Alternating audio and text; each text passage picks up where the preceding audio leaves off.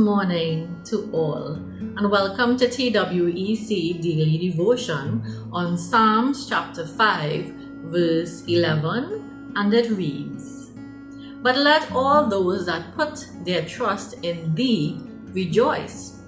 Let them ever shout for joy, because Thou defendest them. Let them also that love Thy name be joyful in Thee." According to BibleReference.com, Psalms 5 begins with David's urgent prayer for the Lord to heed his groaning and cry. He addresses the Lord as his King and his God, and indicates that he prays in the morning and watches for an answer. He recognizes that God takes no pleasure in the wicked, but destroys evil, lying, and deceitful men. He anticipates that the God who loves him will allow him to enter the tabernacle, where he will offer reverential worship. He prays for the Lord to lead him, so that he will escape his enemies, whom he identifies as lacking truth and violent. He prays further that the Lord will cause those rebels to bear the consequences of their transgressions. The psalm closes with an appeal to the righteous to sing for joy as they take refuge in the Lord. And David asks the Lord to bless and protect the righteous. The first part of the verse says, "But let all those that put their trust in Thee rejoice." This refers to those who put all their confidence in Him. Let them rejoice in the salvation of the Lord and in hope of eternal glory and happiness. The next part of the verse, "Let them even shout for joy."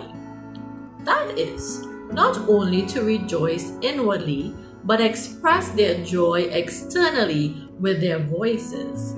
It is an everlasting joy, and with it, the redeemed of the Lord will come to Zion, and no man will be able to take away their joy.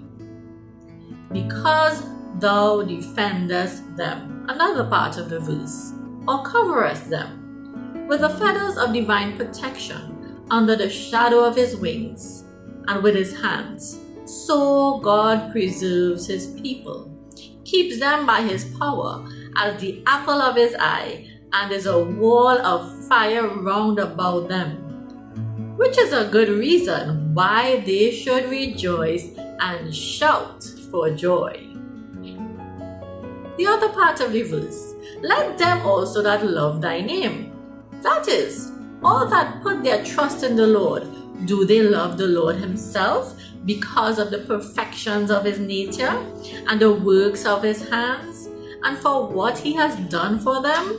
They love all they know of Him. They love Him in all His persons, Father, Son, and Spirit, and every name of His, by which He has made Himself known. And finally, the last part of the verse, "Be joyful in Thee." This means rejoicing in the Lord, in His grace, righteousness, and salvation. He is the only true proper object of spiritual joy, and there is a good reason to rejoice and be joyful in the Lord. With that in mind, keep on smiling and don't let anyone steal your joy in the Lord. May God richly bless you.